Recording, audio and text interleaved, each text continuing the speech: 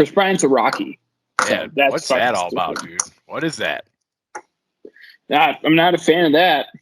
Why? Like, what are the Rockies doing? we're gonna trade everybody, and then we're gonna sign Chris Bryant for $180 million. Like, what's up with that? Chris Bryant just wanted to juice his stats. Like, is Trevor Story still a free agent? Yeah, he is. He's gonna go to the Yankees probably. I think it's just gonna be Chris Bryant in Colorado now, and a bunch of guys. Just a bunch of dudes, a bunch of guys being dudes. You're listening to Shy Sox Talk, your weekly fix of White Sox baseball. Now kick back, relax, and enjoy this week's episode. Hello and welcome to episode 13 of Shy Sox Talk. My name is Chris. As always, I'm here with my trusty co-host, Matt. How are you doing tonight? I am doing wonderful, I think would be the word I would use to describe it, because baseball is in the air and you can see it out there. You know, the sun, the birds are back. You know, wore a pair of shorts to the gym and back. So it's baseball season here in Chicago, at least. It's like when the CBA was announced, the weather broke. The weather was just waiting for that. So obviously, ton of stuff to talk about in the world of baseball, which we'll get into because, you know, with the lockout being over, we have stuff to talk about again. Yeah, at least we don't have to talk about like stupid lawyers arguing and like all that absolute BS. Done with that. Now we get to talk about real baseball. So, got a couple questions here. We stacked like 40 questions in our DMs, planning a show to go through them all, but then the CBA got signed, so sorry.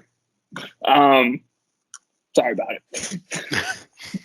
Yeah, first one from here, we got White Sox super fan. Who are you most excited to keep an eye out for during spring training? Probably just like Gavin Sheets. I think he's kind of like a key piece. Unless he gets shipped off in a trade, then not Gavin Sheets. But, you know, he showed the lefty power that the White Sox have been searching for. He stacked like 40 questions. And if he can stick in right field, I mean, he'll be pretty valuable. He's kind of a butcher out there, but that's like my top guy to see how he's hitting. Yeah, I think Gavin Sheets might really be your everyday DH, which, you know what? I don't think anybody going into last season thought we had anybody else left really in the minor league system. So Gavin Sheets doing that. I kind of got two. First one would be Andrew Vaughn. I want to see if he can play right field kind of every day. I think that's really kind of their hope for him. Really kind of super excited about him, even if they just use him like split time with Pito kind of thing. And then the other one is I want to see Oscar Colas. Probably he's going to be playing in a lot of like the minor league spring training games, but he hasn't played baseball in like a year, and I want to see kind of if things are translating or, you know, I mean, probably going to be a little rough in the beginning, but I want to see if he can hit it. Yeah, I think there's like he's kind of like a mystery box kind of guy. Like he could end up being like one of those guys who just comes right over from Cuba and can play, like Yasiel Puig or Jose Abreu, or he might need a little seasoning. So, you know, be happy to kind of explore that and see what we get out of him. Got one here from Ben. With Sean Manaea and Frankie Montas being on the market and the White Sox talking to him, who would you rather want, and what would you want the trade package to be? I mean, obviously you want to give the least amount possible. Like, you would want to avoid, personally, if I'm Rick Hahn, I don't want to give up any of my major league talent because I've built this team out so far. So definitely keep it to minor leaguers. And I would definitely, one of them's a lefty and one of them's a righty, right? Yeah, Sean Manaea is a lefty. Frankie Montas is a righty. So I think you kind of want to get the lefty to replace Rodon. I personally like Frankie Montas. I liked him when he was coming up with the Sox. He's kind of got that White Sox attitude, seems like. But I think you would rather get the left-handed pitcher. I think he's also the better of the two. Yeah, I think I imagine this if they were to trade for one of them, especially Chaminade being a left-hander, it's probably going to replace Dallas Keuchel. Even if they got Frankie Montas, I would assume that probably takes Dallas' spot in the rotation, and you kind of need a lefty in there. But I think. I mean, the more I've thought about it, I think like an Andrew Dahlquist and Euclid Cespedes might get it done for Chaminade. Yeah, I mean, we'll see. The A's are blowing it up, right? So I don't think they want major leaguers. yeah, that's probably true. It doesn't look like it. Doesn't look like it. Matt Chapman's gone. Matt Olson's gone. We're kind of just blowing it up. Which is so lame. That is the lamest thing. Like rebuilding. Ugh. Brutal. Hey, if they moved to Las Vegas, though, that'd be sick. R.I.P. to the Oakland A's fans. Should be some real cheap tickets coming up soon, though. So that'll be fun. $1 dog nights, and if they do it like the White Sox did. You know what? If I'm an Oakland A's fan, I'm getting really excited for the 2029 season, baby. I'm just counting down days for it. Yeah, I mean, if I'm an Oakland sports fan, I'm kind of probably just pretty depressed. You lose your football team. Baseball team might be going away. You got Steph. You got Steph Curry. Steph Curry across the bay, right? And he has the Giants, kind of. I guess it's pretty close. I don't think you're a Giants fan. If you're an A's fan,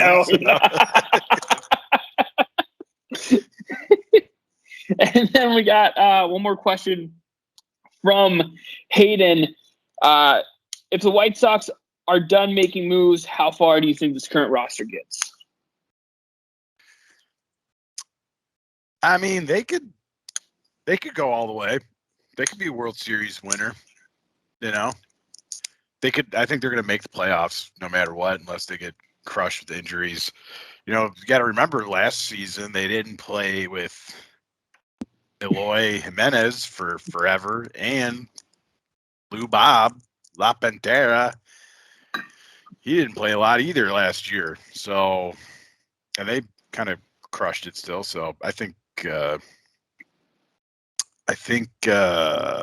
a World Series contender, even as they're built right now. You'd like to see them add and get better, but that's my answer. I mean, I think the same thing. I think the biggest question mark would be Josh Harrison. You got to make sure he kind of lands, which there's no reason he shouldn't. I mean, when I was like kid in Pittsburgh, he was always pretty reliable. And then when he, went to Oakland and the Nationals too, kind of gets on base a lot. I think he plugs a hole the White Sox kind of needed to push them over the top, which was, one of the bottom three guys that's going to be hard out that could turn over the lineup, which they really struggled with against Houston. They couldn't turn the lineup over at all in that series. So hopefully, like him and like the 8-hole, take some walks, just get some singles, and just get Team Heat back at the dish, basically. Yeah, he's a huge contact guy too. He's kind of just like pretty much profile the same kind of player as Nick Madrigal you would get with high contact rate. So, hey, maybe we're not going to miss Nick Madrigal so much. Also, you get with the everyday second baseman with Harrison, you get to use Leary Garcia in the way he's most valuable as a super sub because he can play all over the field, and he's not going to be getting hopefully super important at bats in like the heart of the season. Yeah. Also, like Josh Harrison's defense is exponentially better than Nick Madrigal's because that was brutal to watch. It was brutal. Like you said. Yeah, I mean, we'll see how he looks on the south side, but I think it's going to be a huge defensive improvement, which is kind of what we really need him for. Is the lineup's pretty good right now, and you just need to solidify the defense. Absolutely. So a couple things I think we were going to talk about. We always appreciate the questions, keep them rolling in. But few big things happened in baseball. We can jump into the White Sox news and then cover baseball, general rule changes, things like that. We got Joe Kelly coming out of the pen now, which arguably puts the White Sox in a position to have the best bullpen in baseball. Yeah, he's coming off that like nerve injury kind of thing, which is a little scary because I think there was a Sox Machine blog. Sox Machine, check it out if you guys haven't. Awesome blog. Where he's talking about Kelvin Herrera, who came over a couple years ago that kind of had the same injury and was really, really bad on the White Sox. So hopefully it's like not that kind of scenario. Hopefully we get the playoff and World Series contender Joe Kelly.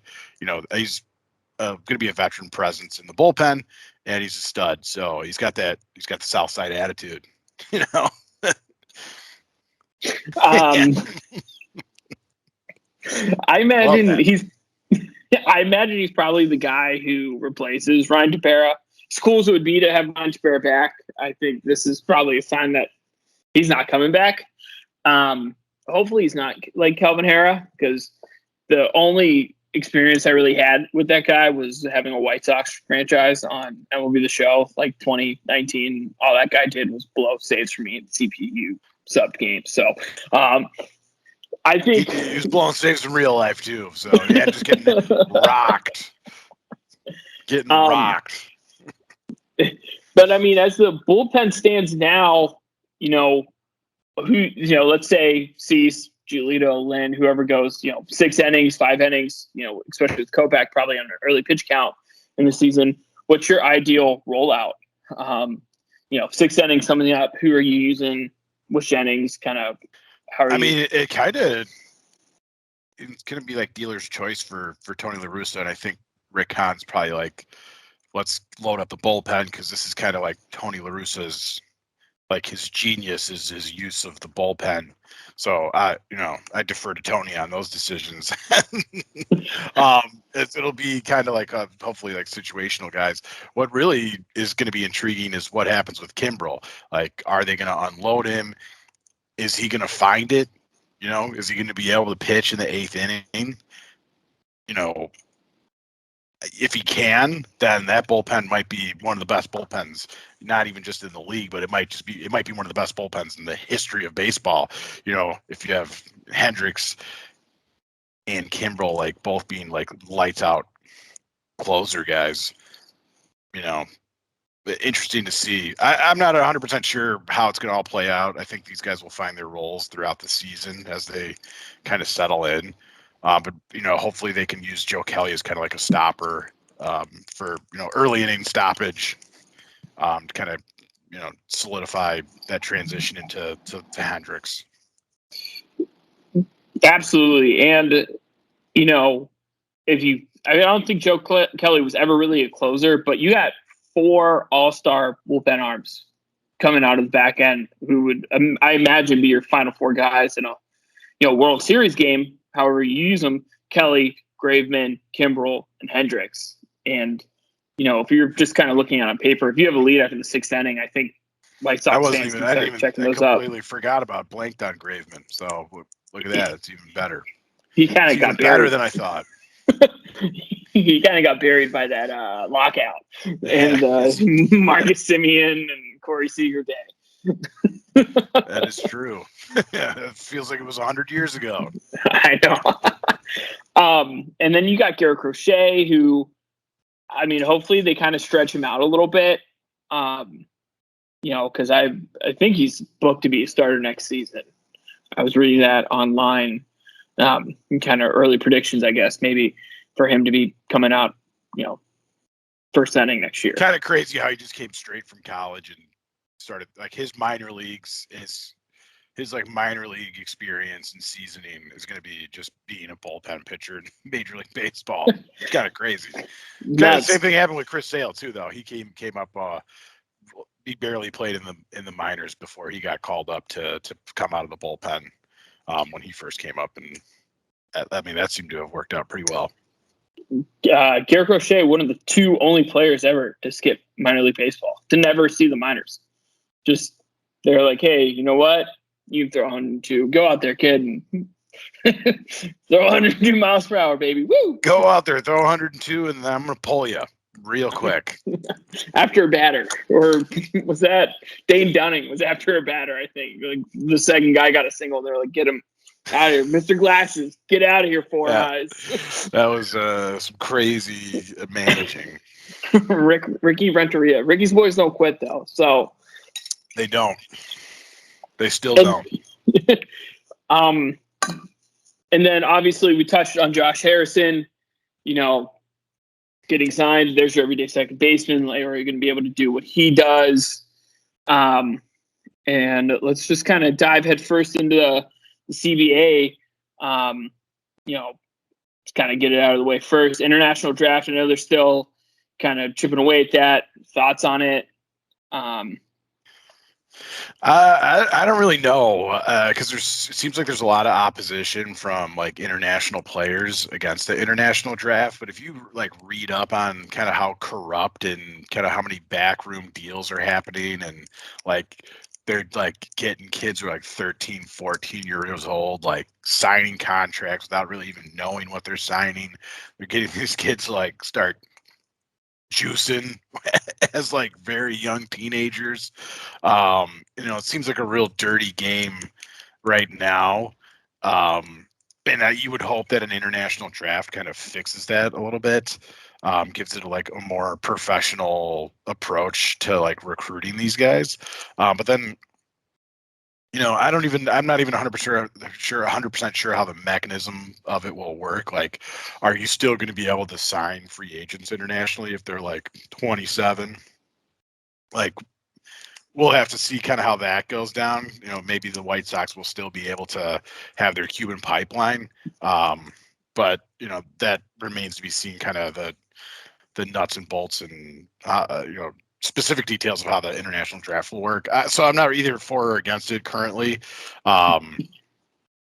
Whatever, we'll have to hear more details on it to have a better opinion on it. Yeah, I mean, I don't know. I personally don't like any kind of draft. I think it's kind of insane that these guys work their whole lives to then have to, like, Adley Rutschman is trapped in Baltimore for at least 7 years. And he's probably one of the most exciting young players in baseball. And I'm assuming most people who watch baseball, unless you're super hardcore, probably haven't heard of him. And it sucks because he's in Baltimore. And then you got like guys like Keith Brian Hayes trapped in Pittsburgh. And I think that there should be some kind of system similar to the international pool. Maybe you could cap like kids, like you have to be like 16 before you're able to sign a contract with teams.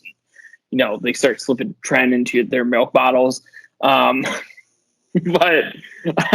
I mean, they could grade out guys and, you have $100 million or $50 million, or whatever, to sign players, and you can get 5 A prospects, 10 B prospects, 20 C prospects, and that's the max a team could sign.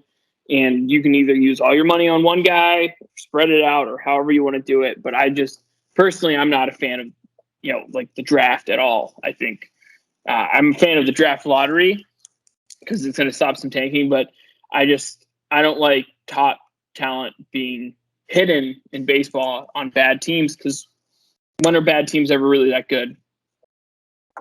Yeah, kind of seems like there are a few troublesome owners that don't really care about putting a team out there to win. Yeah, it kind of sucks. But I think it would hurt baseball more than it would help it for there to be an international draft. Because let's think about it. If there's an international draft, Shohei Ohtani might be in Miami, who's winning 47 games, instead of in LA with Mike Trout. Like that's a real thing. So, and plus the White Sox have a sick Cuban pipeline. So let's keep that train rolling. But yeah, I mean, I don't think a draft, I don't know. In different sports, if there's like salary cap, I think it'd be a little bit different, like in the NFL. But in baseball, it's about spending money, and if you're not going to spend money, there's no point in, hiding give top. These guys top players that they build a team around. Exactly. And then, something of hot. Well, there's two things of hot controversy. We'll start with the easy of the two: expanded playoffs, 12 teams for it. Same. I'm Get all more for teams it. in there. Yeah, get more teams in there. There'll be less teams blowing it up at the deadline. I hope. I mean, that's my logic leads me to believe that will be the case. Is less teams will blow it up at the trade deadline, which will probably lead to a less fun trade deadline. But I'd rather have more competitive games to watch throughout the season. So I'm all for it. Even if it went to 14, I wouldn't even have been that upset. I think more people in the playoffs is better. Gets more fan bases involved. And if they're going to blow it up, they're going to do sneaky blow ups like the Twins did, where they trade their catcher for Isaiah Connor-Falefa and then trade away him for a worse catcher and a worse third baseman and get Sonny Gray. For some reason. For some reason. I don't know what the Twins are doing. I don't know what the Rockies are doing. It's kind of weird. I don't really know. What's he building in there? I don't know. Okay. At least Nelson Cruz is in the National League now, which is probably the best news I've heard in my entire life. The bad man can't get us anymore. And that's all that matters. And then, last big thing is CBA, which is getting under everybody's skin, is the banning of the shift. And I know we've talked about this a ton personally, but, might as well tell everybody who watched our podcast and listens to us. What do you think, banning the shift? I think it's good to ban the shift because no one wants to watch 105 exit velocity line drives into the outfield be caught for outs. And it's just not in the spirit of the way baseball was originally intended to be played. And I understand that there's you can eras and changing rules and things, but it's just not good for the fans, really, ultimately. And yeah. You can say, oh, hit to the other side of the field all you want, but, pitchers can pitch too. They're pitching to the alignment of their defenders, and they're really good. They're really good. To the point where if you fail 7 times as a hitter, you're a Hall of Famer. 7 times out of 10, you're a Hall of Famer. Okay, so now you're asking these guys to just kind of change the way they've been hitting their entire careers and their entire lives, while also the guy who's pitching is throwing it at 100 miles per hour up at their face. Yeah, take that the other way. Come on. I agree with that. There was a game that I was watching. It was the Angels versus, I don't even know. It was a Sunday afternoon. The White Sox had it off. I think it was the Angels and the A's. And it was a 1-run game, and Shohei Ohtani was up, and the Angels had a guy on second and third, and he hit a 105 mile per hour ball into right field, and he was out because the second baseman is 50 yards in right field, and it went down as a ground out to second. And it wasn't a ground out to second. It was the hardest hit line drive probably of the day to the second baseman standing in right field, which it just bothers me. I mean, even with the shift, other than, it takes away that line drive into, right center field gap, but also what it takes away is hitting it straight back, right down center field. That's what they tell you. When you're making good contact, you're hitting the ball straight back, right past second base, right over second base, and that's an out. We're hitting it the way you're supposed to be hitting it, the way the game has been played for so long, and then some nerds got together and realized they made some spray charts and hey, if we move everyone right here, we'll get a lot of outs. Well, guess what? We're playing sport, not let's go in the lab and do some trigonometry and figure this shit out. You're come on, dude, it's playing baseball. And I saw something that somebody was oh, what if the NFL banned it too high safety? And I saw a perfect answer to that. baseball is the only sport where the defense starts to play with the ball. It's the only sport that the defense starts to play with the ball. So would you let the team that starts play with the ball in any other sport line up however they wanted? No, in hockey you can't, sit by the other goaltender. Basketball, there's certain ways you got to line up. Football, there's illegal formations. It's the same thing. But baseball is the only sport where the defense starts to play with the ball. Yeah, I think it's less like in that comparison, in that like analogy, it's less like not being able to do too high safety look, but it would be more like all of a sudden deciding on offense the guard can go out for passes, or exactly. The defensive end is allowed to line up off sides because he knows that the tackle is slow to his point. Like that, it is exactly that. Yeah, it's like more like the DN can line up 1 yard in the backfield.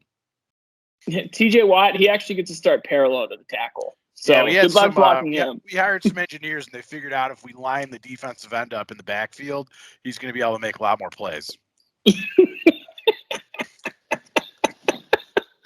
And we're good with that. It's not going to change or affect football drastically at all and make it way harder to score. It's just basically not. What it comes down to is Theo Epstein has ruined baseball. Theo Epstein? Yeah.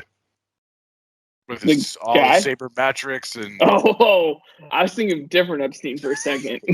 Yeah, yes. Yeah. It's all Theo Epstein's fault. He's like, hey, look at all these numbers. If you move your second baseman into shallow right center field, they'll never get a hit again. And then I don't Google the other Epstein, younger viewers. And last one, bigger bases. I like it. I think it's cool. I think it's going to help defense at first base, guys stretch, and then people are going to want to steal more, and the sport needs it. And I saw another thought, instead of having like bigger bases or anything, is just treat the bases like second and third base the same way you treat first base. So like you can run through it, and you can slide past it, but as long as you slide and hit the base before, I think that's kind of a cool idea too. But the bigger bases I think are good because it's kind of dangerous out there. There's a lot of close plays. Hopefully it adds to some more like base stealing, which is pretty exciting. And that's part of baseball. Like kind of when to steal, when not to steal. And maybe it brings back bunting. Tony La Russa is already trying to do that. So, but I think right now with the shift and the lack of stealing, baseball is just kind of missing a huge, kind of like this. Like playing small ball is like gone. It's completely gone. Strikeout, home run, fly out is basically all it is right now. And I don't know. I think once the shift is gone, way more people are going to see like baseball. People are going to watch more baseball because of it. And the people who are upset about it aren't really going to be that upset about it because. Yeah, I mean, when you hit the ball really hard, you should be rewarded for that. And the shift kind of takes that away. Yeah. You hear that? I'm going to be the show. Perfect Perfects should be base hits. So that's just a little plug for Sony San Diego. Especially for me. All right. I get a perfect like once a month. So. And just to cap off tonight, I know, next week we'll be able to do some game reviews because there's going to be baseball. Everybody make sure you watch tomorrow, 3:05 Central Time. Both games start. I think they're available on the MLB app. I think it's on. I think it's streaming on like NBC Sports. Yeah, NBC. I don't know if you need a subscription or anything to log in, but if you do, just Instagram us and I'll give you Matt's YouTube Vlog TV. I got it. So, but any final words for the listeners? This is somebody's first time really watching spring training baseball. Anything they should keep an eye out for? Yeah, I mean, if you're just getting into baseball and you're watching spring training, I would suggest you stop watching spring training and wait for the regular season. It's almost like a completely different sport watching spring training, unless you're like really, really want to watch, then go ahead. But it's bad for the most part. And There's for a lot of the- guys. You'll see a lot of guys who have no shot at being a Major League Baseball player in spring training. So getting their due. And for this is for Eloy. Stay on the ground, man, until opening day. Just you don't got wings. Just stay connected to the earth. ERAs don't matter in March. Please stay connected to the earth.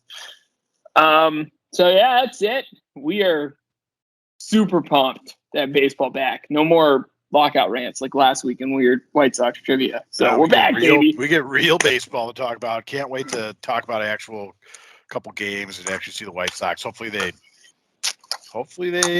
make a couple more moves here. It's not over. To really solidify it. Yeah, there's plenty of time. So, well, thanks for watching. Check us out, Instagram, all that stuff. And go White Sox. Go White Sox.